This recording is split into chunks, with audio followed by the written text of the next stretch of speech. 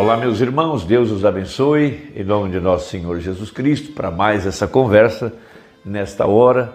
E hoje eu quero comentar a mensagem O Sinal deste Tempo, pregada pelo profeta, referindo-se à profecia de São Lucas 17 e outras escrituras a respeito do sinal prometido por Deus antes que o julgamento chegasse sobre a terra. Por que isso é muito importante para nós?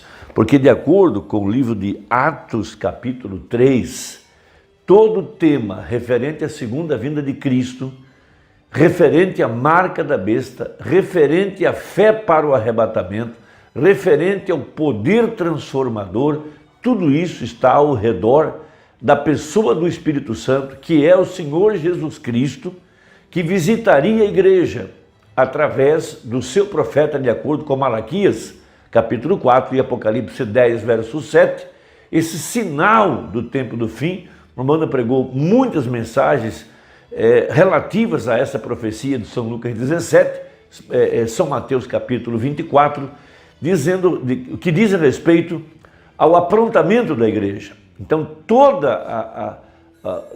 a nossa expectativa de sermos transformados está conectada com a mensagem do anjo de Apocalipse 10:7, que é o anjo da sétima era, que é o anjo do sétimo selo, que é o anjo da sétima trombeta, que é o anjo de Apocalipse 10, o anjo de Apocalipse, o terceiro anjo de Apocalipse 14, o anjo de Apocalipse 18, que chama a igreja para fora, o mensageiro de Mateus 25, que prega a mensagem para despertar as 10 virgens.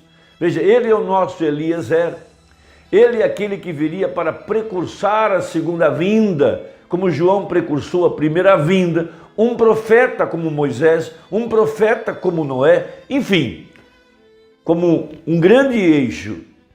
Tudo gira ao redor dessa profecia, porque essa profecia diz respeito à ressurreição de Jesus Cristo através do seu corpo, que é a igreja. Então ele deu uns para profetas, outros para apóstolos, pastores, evangelistas e mestres. Veja, querendo o aperfeiçoamento dos santos. Então haveria um sinal antes que o julgamento caísse, um sinal para despertamento, um sinal para aprontamento. Veja, uma igreja agora sendo chamada a fé original. Veja, porque a fé vem pelo ouvir e ouvir a sua palavra. Então Deus teria que enviar um profeta, de acordo com a Bíblia, para restaurar a igreja à condição da fé original. Porque Joel, veja, ele viu a necessidade da restauração. E o próprio apóstolo São Pedro, em Atos 3, veja, a partir do verso 19, referindo-se à segunda vinda de Cristo, ele escreve: arrependei-vos, pois, e convertei-vos, para que sejam apagados os vossos pecados, e venham assim os tempos do refrigério pela presença do Senhor.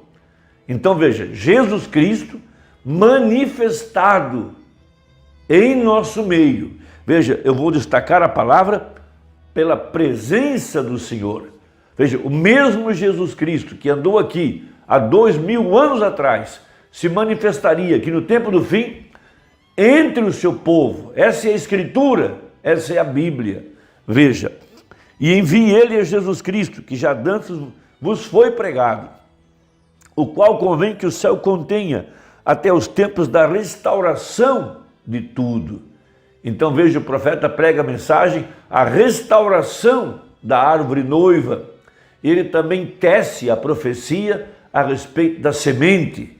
Veja, a semente cai no solo, depois ela produz um broto, chega florada, chega ao cacho até que o grão seja formado dentro do cacho.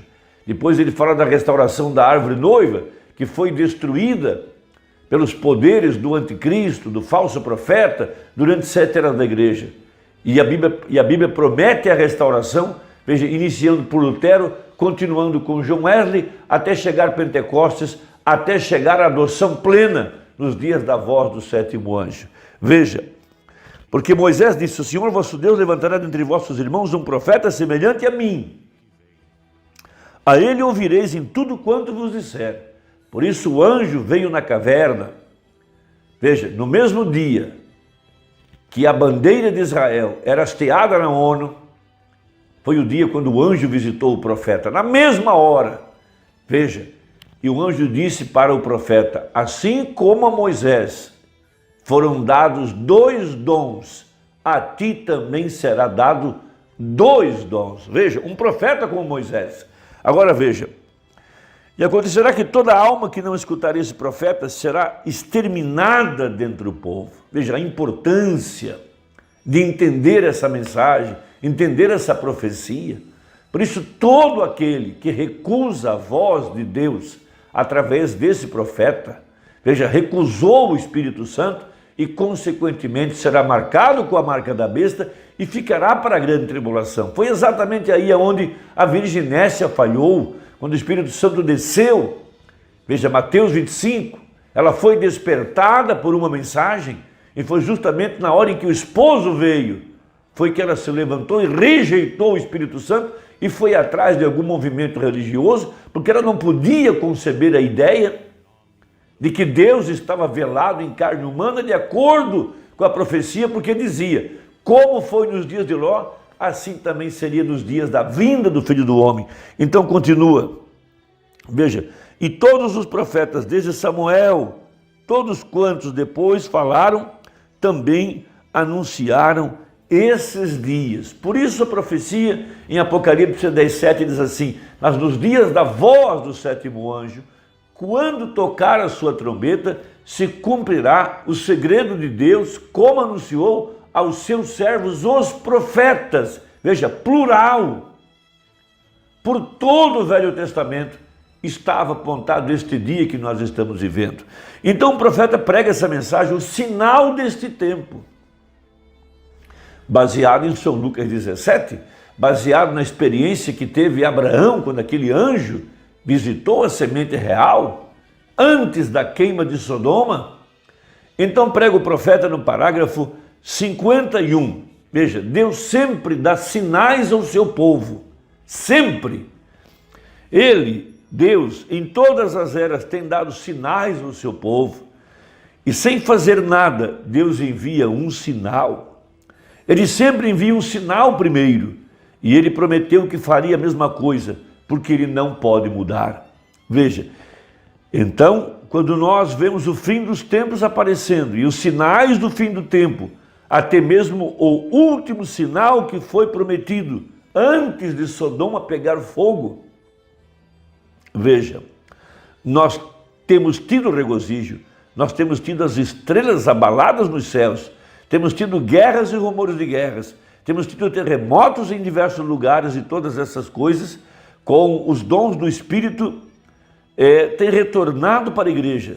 Temos tido todas essas diferentes manifestações, grandes cultos de curas e coisas mostrando. Isso tudo são sinais. Mas, veja, o último sinal. Então, veja, não haverá mais profetas, não haverá mais sinais. Logo após a saída do anjo que tem visitado a igreja aqui no tempo do fim, que foi o mesmo anjo que visitou Abraão. Veja, exatamente antes dos gentios serem queimados, o sinal foi Deus manifestado em carne humana. Ninguém nega que aquele ser que apareceu em forma corpórea e que comeu com Abraão era o próprio Deus, porque Abraão o adorou. Isso é grandioso, irmão.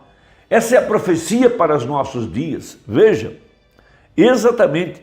E Jesus disse que seria assim, veja, no seu retorno. Agora, nós devemos ter cuidado e nos endireitarmos com Deus.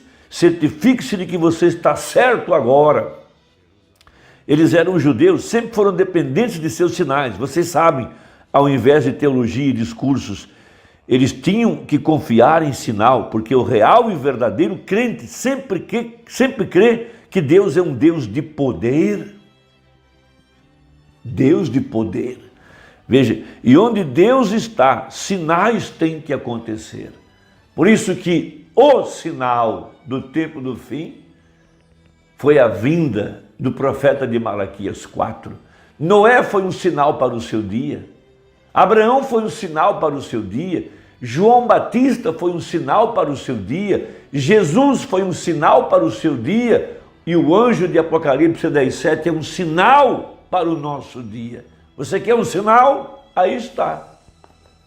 Este é o sinal que nós devemos prestar atenção, porque este é um sinal escriturístico, não qualquer sinal, mas um sinal escriturístico. Dar as costas para isso é ser marcado com a marca da besta. Então continua o profeta.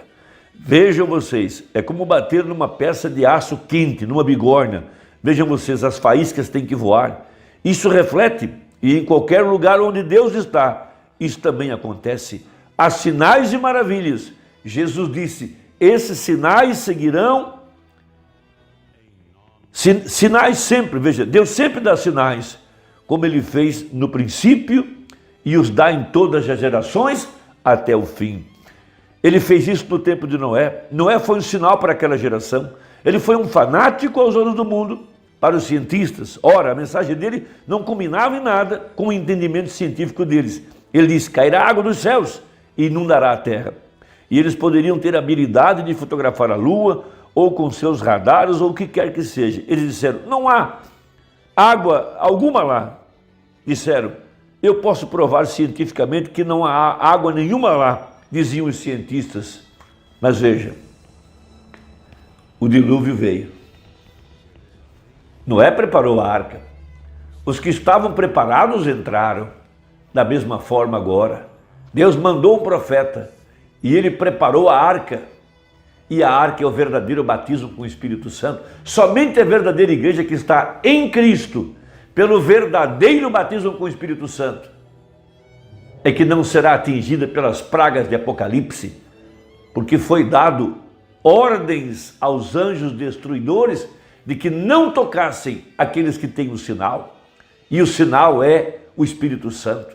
Veja, o sinal, foi isso que a Virgem Nécia rejeitou. Ela rejeitou o Espírito Santo, ela se conformou com a justificação pela fé, se conformou com a santificação, se conformou com algum movimento de igreja e não pôde receber o verdadeiro Espírito Santo que vem através dessa mensagem.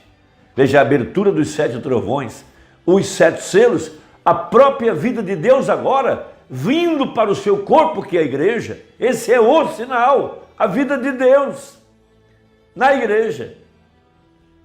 E só pode vir através da pregação dessa mensagem, porque a fé vem pelo ouvir o evangelho da vossa salvação. Veja, tendo nele também crido, fosse selados até o dia da redenção. O sinal deste tempo, pregado no dia 13 de 11 de 1963. Irmão, Deus te abençoe, espero que a conversa tenha ajudado. Veja, tudo está conectado com o anjo de Apocalipse 10:7. A mola mestra, a estrutura vertebral, porque ali está Jesus Cristo manifestado. O mesmo Senhor descerá do céu com alarido, voz de arcanjo e a trombeta de Deus. Deus te abençoe e até a próxima conversa, se Deus quiser, em nome de Jesus. Amém.